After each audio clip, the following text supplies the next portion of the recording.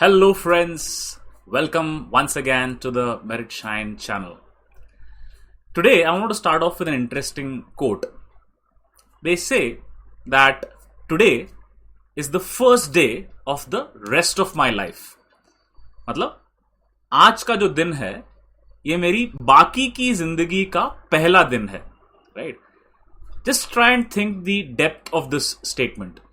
What it tells you is that whatever had happened in your life till yesterday, it's done. It's over. No point thinking about it, worrying about it, or being concerned about it in any way. But what is in your hand is this golden opportunity that is today, right? And this is the first day of the rest of your life. Let's try and utilize the rest of our lives, even if we have wasted all the earlier part of our lives till yesterday. What a beautiful saying, right? So, कल तक जो हुआ उसको भूल जाओ. आज दिन की नई शुरुआत है, आज मेरी जिंदगी की नई शुरुआत है और उसको हम अच्छे से जिएंगे. We will live our life to the fullest, maximize the potential of our lives, which is starting today. So, every day you wake up in the morning, if you want to just rub off whatever has happened in the past, just tell yourselves, today is the first day of the rest of our life. That's the whole game here, right? Concentrate on what is today, what is the present, and not worry or brood over what has happened in the past. Now, I want to start off with an interesting story before we get into the nitty-gritties of finance today. And this story obviously has to do with my own experience with the Reserve Bank of India. So my connection with RBI goes a long way back, right? And I've been fascinated by this great institution right from childhood, right? And my mother was an ex-RBI employee. She retired with RBI and obviously spent close to 2.5 to 3 decades of her life with this institution. And there were several times when I would accompany her to the office as well and admire the building. So when you look at the Delhi building, there were 2 huge statues and they were called as the Kuberan and Kuberi. So Kuberan is basically the treasurer of God, right? And you had these huge, beautiful statues that were there. And these statues reminded you of the power of treasury, the power of finance, right? And as a child, I would always admire that building, right? And I used to wonder what my mother was doing there. And it gave me great motivation, right, at the beginning of my life. Then, when I completed my engineering and took up my first job with one of the leading IT firms, incidentally, golden opportunity came my way. And my first project was with the great institution again. And that is where I felt the power of this building. If you've not been to Bombay, you'll probably not know. But if you've been to Bombay, then you'll know that there is a fourth office of the RBI and there are 2 opposite buildings. So one is obviously the public debt office and houses some of the older functions of the RBI. And towards this side is basically this particular building, right, which houses some of the more important and let's say very critical market functions, right? And I obviously had the opportunity of working with the Reserve Bank of India, and I was working in a system called as the NDS or the Negotiated Dealing System. And we used to basically take care of what is known as your liquidity adjustment facility, repo and reverse repo, right? And all the transactions used to happen through our platform at that point in time. And I was managing that platform for the Reserve Bank of India for that particular IT company. And there were several times when I had to go into this particular office and go to the 23rd floor, which basically housed the FMD or the Financial Markets Division. That's what it was called at that time. And I could sense the power in that room, right? It was absolutely massive and you're taking important decisions for the economy. It was absolutely fascinating, right? And even though I was actually part of the IT function, right? And we used to still get a lot of calls from some of the leading primary dealers in the country, some of the big banks, and they would call me and let's say have queries and concerns with regards to the system. And they would address me as sir. And I was a lowly technical guy, right? And I didn't obviously have the powers that an RBI officer had. But even then, the respect that I got from some of the big primary dealers in the country was absolutely phenomenal. And that was my first real exposure towards what RBI was all about, right? Aside the childhood fascination, this was my first real exposure in real life as to how powerful and let's say how respected the RBI was, right? And that was definitely an eye-opening experience. And another tryst that I had with the RBI was, of course, the fact that I basically learned the nuances of finance while I was working on the technical side with the Reserve Bank of India. I used to observe what is happening in LAF, what is happening with repo, reverse repo, observe what was going through in the monetary policy, what were the changes happening. And I constantly started thinking as to why is it happening in such a way and so on, right? And I was also there in the office when Lehman Brothers collapsed. So incidentally, I actually saw it firsthand when something like that happened, while I understood the technical aspects of it, but I never really understood what was there behind the finance aspects, right? That is where the real interest in the finance angle towards, let's say, what was happening in the global economy, what are the ramifications for India, all those things started having a deep impact on me. And that is where the liking or that interest or inclination towards finance started, right? And as luck would have it, when I was looking for my interview with the IIMs, my entire interview happened on Reserve Bank of India, on the Indian economy, what I had been doing there for the last 1.5 years. And it was an absolutely fabulous experience. It incidentally happened that the person who took my interview was one of the leading economics professors at the IIMs, right? So it was a very interesting experience. And incidentally, I can say that RBI was in a way responsible, or my journey in RBI was responsible for my eventual selection into one of the leading IIMs as well. So that is how the fascination towards finance started. And it's great that again, I've got this great opportunity to basically pass on my learnings to all of you guys in terms of this great journey towards becoming an RBI Grade B officer. So I'm absolutely thrilled, and I've had a fantastic last year wherein we looked at guiding a lot of our existing students in terms of helping them prepare for the RBI Grade B. But what I like about this entire phase 2 preparation, especially in the context of finance, is that it not only prepares you for the RBI Grade B, but if you're looking for a career in finance, then it basically prepares you for that as well, because that is the level of depth at which we go as Meritshine to try and make sure that you understand the fundamentals and concepts, so that it's not just about RBI Grade B, but it's about an induction into finance for you guys. And that's the way I look at it, because anyone who's basically looking at me as a faculty, I would want to ensure that you basically get that inclination for finance that I tend to possess, and I would want it to be passed on as well, right? So that is what I wanted to share before we get into the nitty-gritties of today's session. Now, what is the specifics of what we have in store for you today? First things first, I wanted to basically look at what exactly has happened in the last 3 years as far as the RBI Grade B finance section is concerned, in terms of weightage, in terms of the kind of sections that have appeared, right? In terms of the questions that have been there, right? So I want to discuss all of those elements, because a 1 year is not a fair evaluation of what exactly has happened in the exam. A 3 year gives you a sort of trend, and basis that trend, you can definitely look at implementing certain strategies and look forward to predicting what could come in the next year as well, right? So that is something which we want to do. And we'll also look at what exactly should be the target in terms of what to prepare, right? So that is something which we have in store for you today. So without further ado, let's jump right in. So first things first, whenever I talk about a comparison, or let's say arriving at some kind of a trend analysis, one of the most important things for you to understand is that any trend can only be formed if you look at it over a period of time, rather than looking at it as isolation as to what happened in one particular year. So from that perspective, it becomes important to analyze the finance section from a 3-year standpoint and try and arrive at what exactly has basically changed and what are the tweaks that have happened. And that is where you'll basically get some insights as to what should be the direction in which you should proceed further, right? So from that perspective, when I basically look at the syllabus itself, and this is basically looking at the notifications of some of the past years, if you see, there hasn't been any major change in the syllabus from, let's say, what was there in 2018 versus what is there in 2019. Right? So if you look at the basic topics, you again have the definition as, let's say, segments, which is your financial systems. That basically talks about your regulators of banks and financial institutions, RBI and its functions and conduct of monetary policy, banking system in India, financial institutions like SIDBI, Exim, NABARD, NHB, etc. So this has been there in 2018 and so was there in 2019 as well.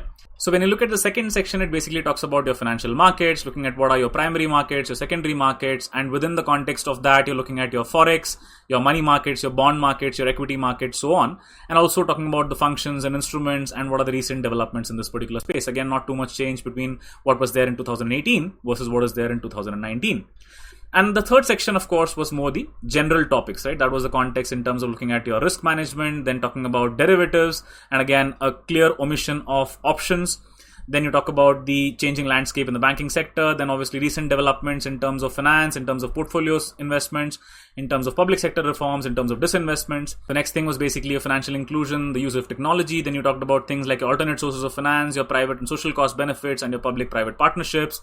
Then you talked about a very important topic, which was corporate governance in the banking sector, and then what was the role of e-governance in basically addressing the issues of corruption and inefficiencies. Now, talking about what is corporate governance talks in terms of what are the basic principles that you should follow as a corporate to ensure that you are running your organization in a manner that is highly ethical and with integrity, right?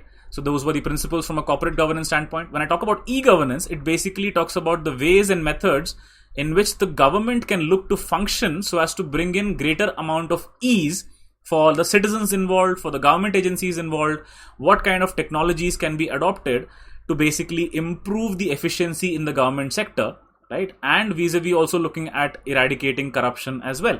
And another important concept was basically the union budget and the various elements of it pertaining to your direct and indirect taxes, your non-tax sources of revenues, the GST, your finance commission, and basically talking about your fiscal policy and your FRBM as well.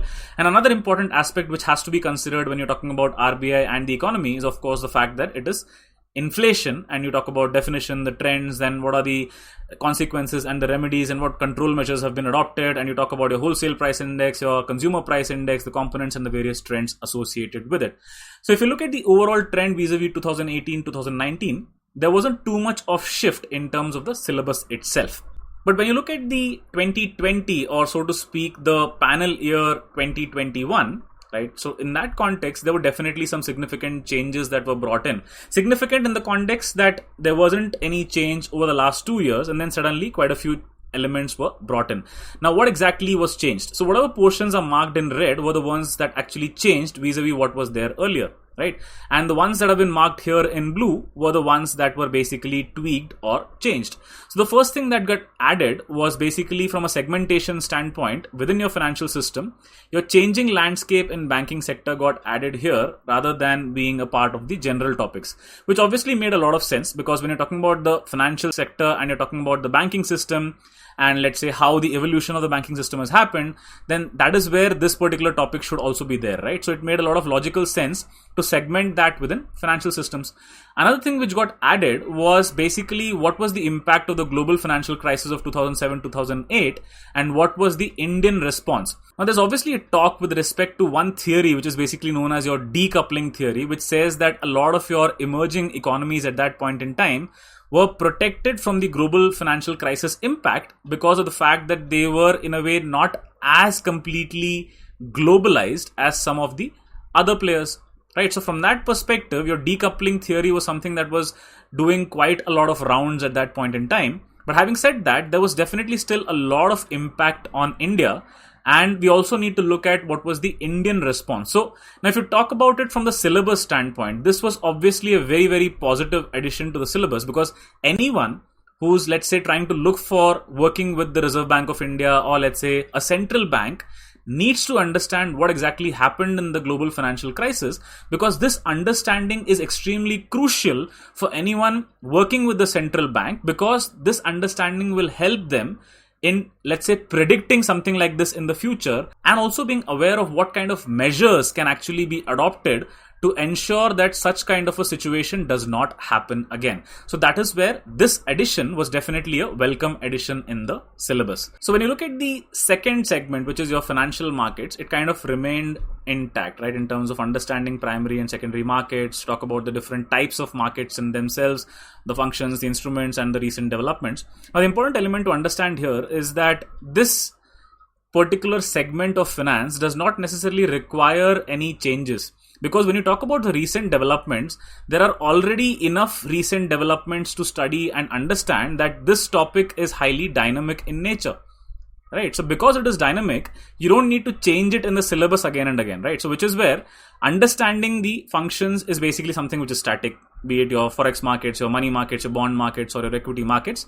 But when you talk about the recent developments, there are so many things that are happening, so many circulars that are being released by the RBI, so many notifications and press releases, that to stay on top of it itself is a huge achievement, right? So there is no other syllabus change. That is required as far as this particular segment of the syllabus is concerned.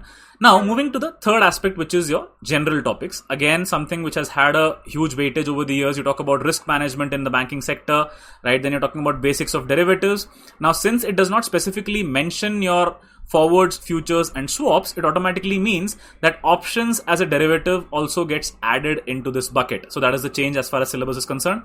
Another welcome addition is that, let's say, any central banker today also needs to understand what exactly is happening in the global financial markets, what is happening in international banking, what are some of the latest broad trends and developments that are happening in this particular space. And if you talk about it, when you talk about, let's say, things like your Basel norms, BCBS, which is your supervisory board as far as banking is concerned, RBI, in a lot of its circulars and its reports, draws heavily from that as well, right? Which means that they're trying to look at the global scenario and incorporate a lot of learnings that can be brought in from a global perspective, right? So which is where, as an aspiring banker who's going to work with the Reserve Bank of India, this is again something that you should definitely be aware of. So again, I would definitely give it a plus in terms of the addition as far as syllabus is concerned. Now, your financial inclusion remains as it is, right? Now, only thing that's omitted is the word use of technology, and I'll tell you why it has been omitted from here, right? Rest of it pretty much remains the same. Now, in terms of union budget, all the individual definitions, or let's say individual terms, has been removed. It only talks about a generic thought process in terms of concepts, approach, and the broad trends. And again, in terms of inflation as well, it has brought in another very important angle, which is your striking a balance between your inflation and, let's say, growth through monetary and fiscal policies. Again, a very important aspect from an RBI standpoint, wherein RBI is obviously looking at maintaining inflation within a particular band, right? So from that perspective, how do you ensure that there is a balance between what is happening through inflation and, let's say, how are you trying to balance growth vis-a-vis your monetary and fiscal policy? So again, something very important for you to understand as a prospective central banker, right? Another very important addition is basically incorporating something called as fintech as a separate topic in itself. Now, that is the reason why your use of technology has not been mentioned in your financial inclusion. And let's say a lot of things, when you talk about your recent developments in the financial sector, your portfolio investment, public sector reforms, disinvestments, quite a lot of things in this space also have a lot to do with advent or the development in technology as well. So as a result, when you look at reading or studying about fintech, then a lot of these points get automatically covered. So which is why the portions in blue here, and let's say the use of technology mentioned in financial inclusion, does not necessarily require an additional mention here, because it is already getting covered in fintech. So again, a very, very important topic in the context of you as an aspiring banker, because if you look at the world around you, so many innovations are happening every single day, right? So many fintech companies have emerged. So many new technologies are being adopted every single day. So many different regulations and guidelines that are being brought in. So if you're someone who's a central banker, right? And if you do not understand how technology is changing this entire space, how technology is disrupting this entire space, then you're ill-equipped to be there in the central bank. Because if the central bank does not understand how technology is impacting the lives of people, the lives of consumers, the lives of bankers, then there is a serious problem. You need to understand that, right? Why? You need to understand it because without that understanding, you will fall behind.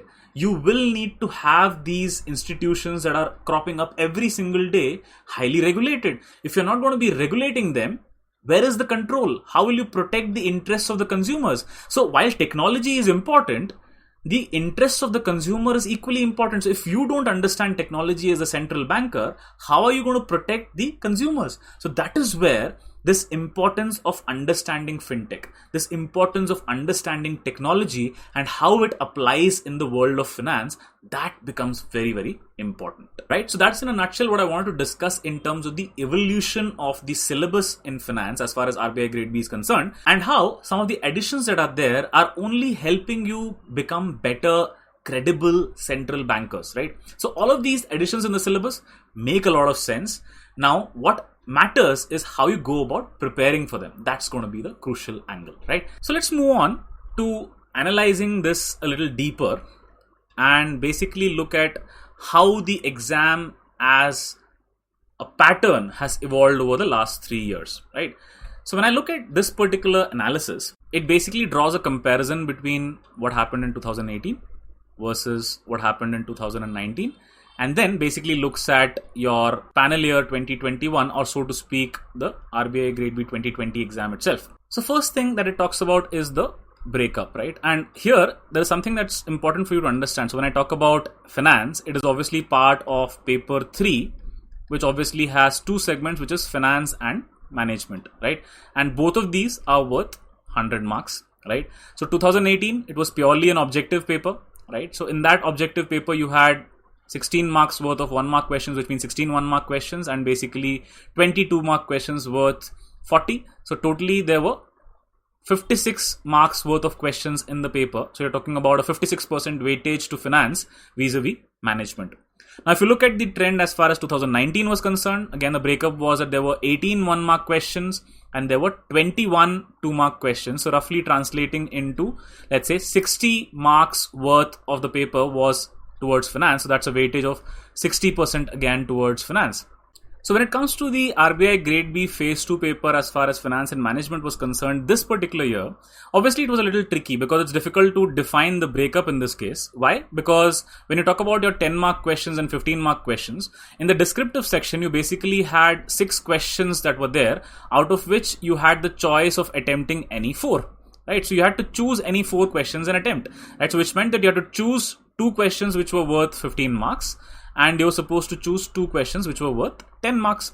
So in all probability, while I can still say that the questions in finance were attemptable, I can obviously say that for your management section as well, right? So here, the assumption that I'm making is that you're obviously attempting the one question that was there from the 10 marks perspective in finance, and also you looked at attempting both the 15 mark questions from finance itself. So if you look at it from that perspective, then the weightage of finance obviously goes up, and you would have basically attempted worth 68 marks in finance, wherein you definitely had a significantly lesser portion of the 1 markers coming in from finance. It's understandable obviously, because if you look at the overall split, the number of your questions vis-a-vis your MCQs also gone down. And that's obvious, right? Because when you compare the last years in terms of the 1 markers and 2 markers, the entire paper was worth 100 marks, right? So obviously every question had to be a 1 marker and a 2 marker. So obviously the weightage of your 1 marks and 2 marks actually came down dramatically. So you're talking about a combined paper of F&M having a weightage of MCQs which had gone down from 100 to only 50 marks. Right. So obviously, if the weightage of MCQs has halved, the portion of questions in finance will obviously be halved or probably even lesser. So in that context, when you look at it, 24 marks worth of questions appeared in your 2 marks, and let's say only 4 questions appeared as far as your 1 markers were concerned. Right. So obviously, significant weightage in terms of your descriptive questions also ensured that this split was proper. Now, the next question obviously that you may have in your mind is, why exactly was descriptive brought in? So as I told you guys earlier as well, the context is that RBI is looking for such candidates who have a reasonably strong understanding of the fundamentals and the concepts, which basically gets tested through your MCQ questions. They also have a very strong holding in English, which basically gets tested in the descriptive answer writing of English as a language. Now, the third important element is, how much do you understand the concepts of, let's say, economics and social issues, of management, of finance, so that you're able to frame your own answers, right? Understand one thing. If I give you a very simple fundamental topic in, let's say, descriptive writing in English, right? So that is obviously going to be quite different from the writing that you may have to do vis-a-vis, let's say, management or finance or ESI, because there you need to have stronger conceptual application, There, you need to have stronger understanding of how the static concept is linked with the current affairs, right? So normal descriptive writing obviously requires good English skills, but descriptive writing in ESI, finance, or management requires a sound understanding of concepts and at the same time application of the concepts in the real world, and that needs to come together, right? That interlinkage needs to happen. So that is what the RBI is trying to test. Do you not only understand the concepts but also are able to apply and link them to the real world scenario, and more importantly, write well about it, right? Now, why is this skill required? Because if you look at the RBI website, there are so many circulars, so many notifications that are coming out, and there are different groups of employees within the RBI that are working on this particular element, right? So obviously it's not the same person who's doling out all these circulars day in and day out. Now, the point is, if so many circulars are coming out, there are so many dedicated staff of the RBI that are working on different aspects of it, right? And from that perspective, it becomes important that any emerging central banker needs to have a very sound fundamental understanding of concepts and also have the ability to pen down those thoughts effectively, right? So that it becomes easily understandable, not only to the common man, but also to the whole gamut of financial institutions, be it your primary dealers, be it your payments banks, small finance banks, your nationalized banks, your private banks, your foreign banks. All of them, RRBs, need to understand the regulations, understand the guidelines. The NBFCs need to understand the guidelines, right? So for that, you need to be able to express yourself effectively, and those notices, those circulars, those press releases need to carry that information in a legible but at the same time very basic, fundamental, clear manner, so that there are no ambiguities, right? That is where descriptive writing becomes very important as a skill. So let's now look at the top 5 areas where the questions emerged as far as the last 3 years were concerned, right? So risk, if you look at it, has had a predominant weightage in the last 3 years, probably went down a bit in 2019 in terms of marks. 18, it basically had a total of 15 marks. It was worth only 4 marks in 2019. And when you look at basically risk from the perspective of 2020 or panel year 2021, that is this year, you're talking about one question that appeared in risk, which was a 15-mark question, and total 15 marks you get directly.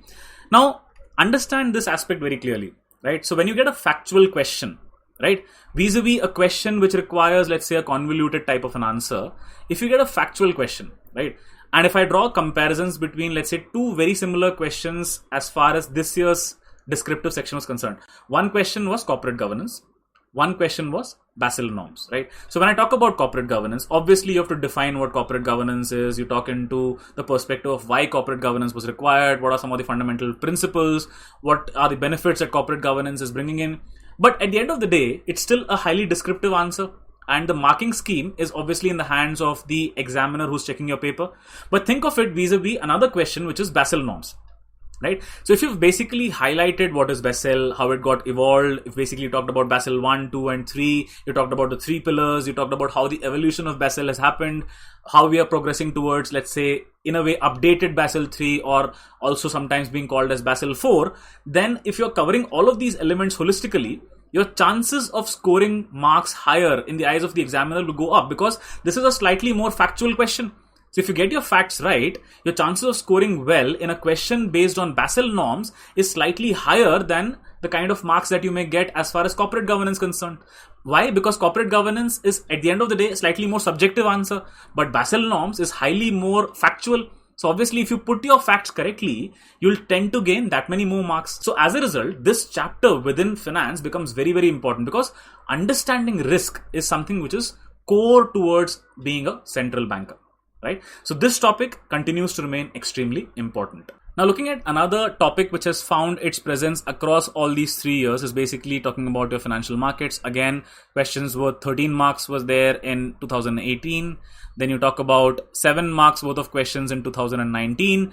Then when you talk about this year again, 7 marks worth of questions from financial markets. So when I'm talking about financial markets, you're obviously looking at all the elements pertaining to, let's say, different financial markets that are there in terms of, let's say, what are the regulations around them, so on and so forth. So all of them become very, very important.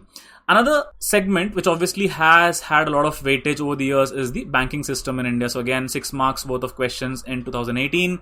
You talk about 2019, obviously there wasn't too much. There were just 2 marks worth of questions there. But when you look at this year, again, a significant portion appeared here.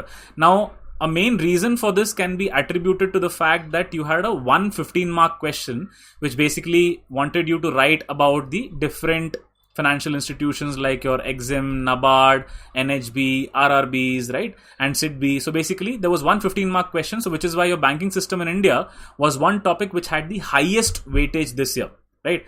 And obviously when you're looking at trying to make a paper which is more generic and easy, I would definitely have a lot of questions that can come in from your banking system in India itself, right? So again, a very, very important topic in that sense. Now, another important topic which probably was not that relevant as far as 2018 was concerned is corporate governance, which was worth just 1 mark, but probably one of the most important topics as far as 2019 was concerned, with a weightage of over 12 marks coming from here. And again, from the perspective of, let's say, 2020 or panel year 2021, again, corporate governance found its presence in terms of just one question, but a very important question, which was worth 15 marks for you, right? So again, corporate governance has continued to be very important as a topic overall, right? Now, obviously, another area which has found its presence in every single year is basically talking about the union budget and the updates in the fiscal policy itself. So that has been present in 2018, worth 6 marks. Then in 2019, it was worth 11 marks. And again, when you talk about this year, there was one 1 mark question and one 10 mark question as well. So totally worth 11 marks for the union budget this year as well. So again, a very important topic as far as finance is concerned. So updates about the union budget as and when it happens. And again, it is something related to your current affairs, right? So this is a current topic. So ensuring that you're fully aware of what's happening in the union budget is something which is a crucial aspect of your finance preparation, right? Now, when you look at the trends overall, why haven't I marked the other ones in green? Because while some questions might have appeared on each of these topics over the years, a lot of them went zero, right? So no questions basically appeared on some of these topics over the last couple of years, right? So there also you'll find that there are certain changes. So does it mean that I don't look at these topics that have been mentioned in the syllabus? Of course not. I have to obviously cover the syllabus and ensure that I'm fully prepared from that perspective. But when you look at the overall trend, couple of, let's say, star topics, right, which obviously found their presence this year. One was obviously e-governance. It obviously had a couple of very important questions that definitely emerged, and it was worth 8 marks in this year's paper, right? And there were 3 questions that appeared from a perspective of your public-private partnership as well. So another very important section, or let's say a surprise section, so to speak. E-governance is not that much of a surprise because you look at e-governance and let's say look at technology, and this becomes an important topic in that sense. And again, fintech is also not a surprise because you would expect questions to be there on fintech as well. But triple P was definitely a bit of a surprise this year in terms of emerging as an important topic, right? Now, what it also means is that there are certain topics which got added this year but did not really find a mention as far as the questions were concerned, which is your globalization and international banking, and you're talking about your financial crisis. But these are again topics which are definitely relevant and important for you to understand because they can definitely find their presence as well in the subsequent years. Another important topic which has been a pet for RBI has been financial inclusion, but this year obviously did not find too much of a presence. It was definitely there last year. And as a topic, it's definitely important because you talk about financial inclusion and ensuring that the society grows as a whole. And as an aspiring banker, you should be someone who should also look at the inclusive aspects of finance very, very integrally, right? So that is something which makes financial inclusion also a very, very important topic. But when you look at things like your direct and indirect taxes, finance commission, your GST, inflation, all of these topics definitely do become important from the perspective of at least going through once, right? So that's something which is important for you to understand. But also things like your RBI functions and your financial market instruments, while they may not find their presence in this particular year, they may always come back as a particular question, right? So obviously it's important to cover all your bases. But when you look at the topics that have been highlighted in green, and maybe some of the new ones mentioned here, those are the ones that become important from a coverage standpoint, from a depth perspective, right? And these are, of course, the topics where you may find a lot of questions coming both from an MCQ as well as a descriptive standpoint as well. So that is where a lot of emphasis has to be put on both these elements. Now, how has the preparation pattern changed vis-a-vis what happened in 2018, 19 versus what was there in 20? When I say 20, I mean panel year 2021, that is this year. Is that 18 and 19 did not necessarily have any descriptive questions, which means that even if you understood vaguely about a particular term, about a particular topic, you could still get away by marking it in the MCQs and get the answer right. But here, this year's preparation required a slightly more granular and fundamental understanding of the topics. Why? Because you had to prepare for descriptive as well, right? And a vague understanding of a topic will not allow you to write a good answer at all, right? Having said that, the descriptive questions this year was fairly straightforward. So if you were someone who had prepared reasonably well enough for your RBI Grade B Phase 2, you would have still been able to write reasonably good answers to these descriptive questions. Now coming to the aspirants who are basically looking to prepare for the next RBI Grade B exam, you have to look at every single topic, right, and play a devil's advocate. Now what do I mean by devil's advocate? Devil's advocate means that आप ये सोच रहे हो कि इसमें और क्या हो सकता है. So you're playing your devil's advocate and asking yourself the question, what else can be additionally asked? So you keep asking yourselves more and more questions and try to frame answers to those questions. So for example, let's say I pick out risk management, which has obviously been a trending topic over the last 3 years. So when I say risk management, ठीक है भाई, what are the different types of risks that are there? You talk about market risk, you talk about operational risk, you talk about credit risk. What are the individual types of risks within each of these elements? What are the kind of measures that the RBI has adopted? What is your prompt corrective action? What is your CAMELS framework? What is your Basel norms? You need to have understanding of these kind of things. So what is your RORWA or your return on risk weighted assets, right? So those kind of terminologies become important to understand, and you have to prepare it not only from the perspective of your multiple choice questions, but also be knowledgeable enough to be able to frame and write your own answers. That is the kind of preparation that is required. So whenever you complete a topic, whenever you have completed certain portions, right, you have to look at the different kinds of questions that emerge in your mind. So one obviously is your MCQs, right? Different kinds of fill in the blanks kind of questions, or your true or false kind of a questions, or let's say framing those multiple choice questions, right? So the idea is you have to look at picking out those kind of 1 word or 2 word or conceptual questions that can basically be asked, right? And when you start framing your questions and you look at answering them, that is where you question yourself even more, and that is where your concepts get strengthened even more, right? The second perspective that you need to look at is, let's say, from a risk angle itself. What are the different types of risks, right?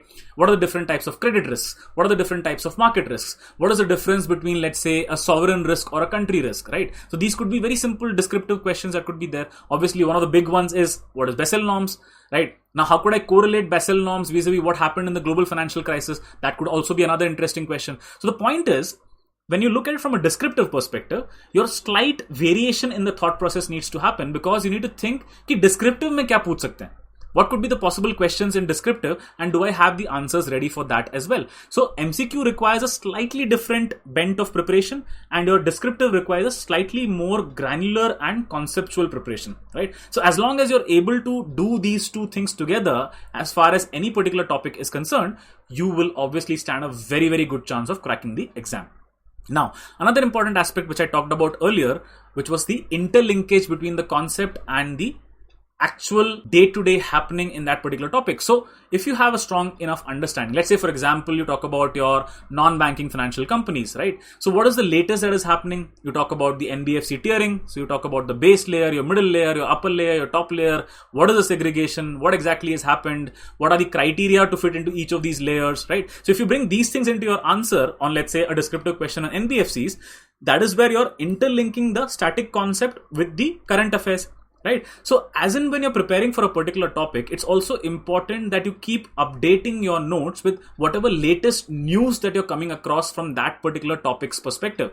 Now, when you do that, you'll be able to revise those static concepts with the latest happening in that particular field. And when you do these things together, that's when the interlinkage happens. That's when you have that perfect descriptive answer, right? So this is the way you need to blend your MCQ and your descriptive preparation from a finance standpoint, so that you form very, very strong interlinkages and also look at the current affairs at a ongoing, continuous, daily basis, right? So remember one thing, current affairs is not something कि यार आज पढ़ा उसके बाद 1 महीने बाद पढ़ूंगा. That's not the way it happens, right? So you have to follow the news.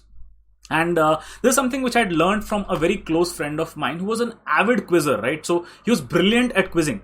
So I used to ask him, यार तुम इतना अच्छा quizzing में कैसे कर लेते हो? तुम्हारे पास इतना knowledge कहाँ से आता है? He said a very simple thing. You look at a particular news item and form those linkages, right? So for example, today is the first time that you're reading about NBFC tiering, right? Maybe आपने कभी पहले सुना नहीं, मेरे ही section में पहली बार सुन रहे हो जब मैंने NBFC tiering की बात की. So you're hearing about NBFC tiering for the first time in my lecture today, right? Let's assume that.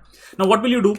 You will basically be cognizant of the fact that NBFC tiering करके कुछ होता है. There is something called as NBFC tiering. Then what you do subsequently, every day you start reading the newspaper and you specifically look for anything mentioned about NBFCs or anything mentioned about tiering in NBFCs. So what happens is, धीरे धीरे करके, slowly but steadily, you start forming that chain. You form that linkage.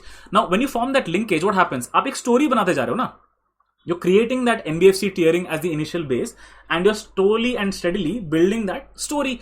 Now, once you understand it in the form of a story, it becomes difficult for you to forget, right? And that is where your current affairs needs to be understood in the context of forming those linkages, right? So, एक बार कोई चीज समझ में आई, एक बार कोई चीज पढ़ी, once you've basically read something, once you've basically understood it, try to form stronger linkages on that. Try to follow up that news, and this is something that needs to happen every day. So one of the critical things as far as your finance preparation is concerned is to read and more read, right? So which is where you look at your financial dailies, you look at your national dailies, you look at other sources as well, but you keep reading, right? That's where you'll hone your skills as far as the exam is concerned. So that brings us to the end of this particular session, and I hope you enjoyed it in the context of understanding how exactly the trend has been in the last 3 years, what are the things that you should look at focusing on, and what are the key topics and let's say focus areas as far as finance is concerned, right? So I look forward to seeing you in the next session, but until then, have this photo in your mind and basically try and visualize as being there, right? The more you start visualizing, the more you start dreaming about that institution, trust me, it will basically work in your favor, right? So a lot of hard work goes into basically achieving your dreams, but what's the basic fundamental thing? The dream itself, right? So start dreaming, start inculcating it into yourself that you want to be there in RBI, working and making those critical decisions, writing those crucial papers, and being part of making a change to the Indian economy. Right? So as long as you have that dream, as long as you work towards achieving that dream every single day, trust me, you will be able to achieve it. So on that note, this is Ravi signing off, and I look forward to seeing you in the next session. Until then, have a great day and a wonderful, wonderful week ahead. See you guys.